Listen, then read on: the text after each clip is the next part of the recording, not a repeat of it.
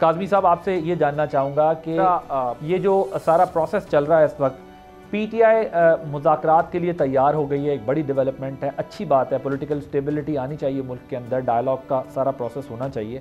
लेकिन आपकी पार्टी के अंदर अभी भी एक ग्रुप ये समझता है कि वो सिर्फ टाइम गेन करना चाहते हैं और ये वक्त का जो है वो वेस्ट ऑफ टाइम है, ये जो पीटीआई के साथ सारा डायलॉग हो रहा है। क्या आप लोग इस सारे प्रोसेस को फर्जी कार्रवाई समझ के कर रहे हैं?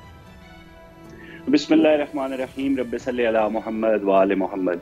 आदिल, जब हम ये कहते हैं कि ये ताखीरी हरबे हो सकते हैं और इनकी नीयत पे अगर शक किसी की नीयत पे नहीं किया जा सकता, लेकिन यहाँ पे एक माजी एक पूरा ट्रैक रिकॉर्ड है ना हमारे सामने कि ये मुसलसल तज़ीक का निशाना बनाते रहे तमाम सियासी जमातों को, सिर्फ PMLN को नहीं, तमाम सियासी जमातों को, कि ये हैं कौन, इनकी औकात क्या है, इनसे कौन बात कर सकता है, ये खुद किसी के मुलाजिम है और मुलाजमों से बात नहीं की जाती, मालिकों से बात की जाती है हमेशा से, आज से नहीं। खान साहब की सियासत का आगाज देख लें, फिर उसके बाद 18 देख लें, धरना देख लें और अब के हालात देख लें, हमेशा इनका तर्ज अमल यही रहा है कि ये होते कौन है जिनसे बात की जा सके। तो इन्हीं की बातों की वजह से ये बिल्कुल लगता था कि ये कभी भी संजीदगी से कोई मामला नहीं करेंगे। अभी भी जब एक तरफ मुज़ाकरात की बात ये कर रहे थे तो दूसरी जानब रियासत को धमकियां और रियासत मुखालिफ सरगर्मियों में ये बिल्कुल उसी तरह मुतहरिक थे कि हम सिविल नाफरमानी की अपील करेंगे, ओवरसीज पाकिस्तानियों को तरसीलात ज़र जो है भेजने से हम रोकेंगे।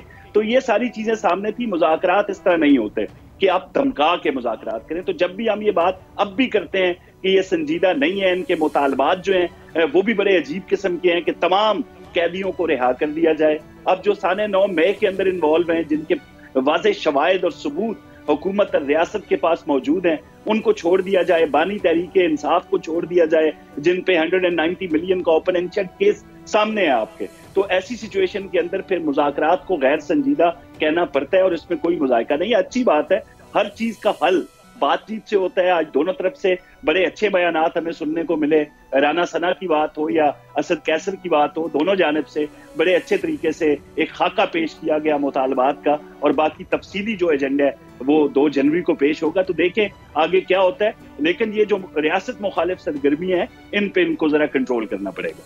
काज़मी साहब, क्या कोई आप लोगों ने शर्त रखी है कि ट्विटर भी खामोश होगा? वो कह रहे हैं ट्विटर तो कोई खामोश नहीं होगा, ट्विटर तो इससे ज़्यादा सख्त होगा आपके ऊपर और ट्विटर तो बोलता रहेगा। और क्या मुझे ये बताइएगा कि इस सारे प्रोसेस के अंदर जो बानी पीटीआई की मर्जी वाला एलिमेंट है वो आप लोगों का खौफ है? जो राना साहब ने भी बात की कि गारंटी और हुकूमत को कौन जमानत देगा इस बात? देखें आदिल, आपने अभी थोड़ी देर पहले तफसीलात ज़र के हवाले से बात की और मेरे ख्याल में आपका इशारा था कि शायद इनकी ओवरसीज में मकबूलियत है और इसकी बना पे इनको बड़ा हौसला है कि हमारे इस मुतालबे पे शायद पाकिस्तान की इकॉनमी जो है वो डी ट्रैक हो जाएगी और मुल्क की मैशियत को नुकसान पहुंचेगा। इसके अलावा तो कोई इनका कोई सोच हो नहीं सकती। तो कल यहाँ पे लंदन में, मैंने उसके आगे ये भी कहा है कि रेमिटेंसेस बढ़ गए उल्टा। मैं उसी की वजह आपको बता रहा हूँ कि उसकी वजह ये है कि कल यहाँ पे जो मकबूलियत का गुब्बारा था ना, उससे हवा निकली है। बरतानिया के अंदर यहाँ पे जो PMLN के सदर हैं एहसन डार, उन्होंने एक यहाँ पे तकरीब की मियां नवाज शरीफ के यौम पैदाइश के हवाले से। तो उस पे जो रश था, जो लोग थे, वो इनके तमाम तर जो धरने और एहतजाज था बरतानिया में, उससे कहीं ज्यादा थे। तो तरसीलात ज़र बढ़ने की एक वजह ये भी है कि ये जो मकबूलियत का एक अपना सोशल मीडिया पे हवा क्रिएट करते हैं, उसमें कोई इतनी सदाकत नहीं है। दूसरा, जो लॉबिंग फर्म हायर की गई थी ना अमेरिका के अंदर, उनका ये काम नहीं था कि सिर्फ जो है खान साहब की रिहाई का मुतालबा कर दें, किसी से ट्वीट करवा दें, कोई आर्टिकल लिखवा दें, कोई टीवी इंटरव्यूज अरेंज करा दें। पाकिस्तान को नुकसान पहुंचाना भी उनके एजेंडे में था।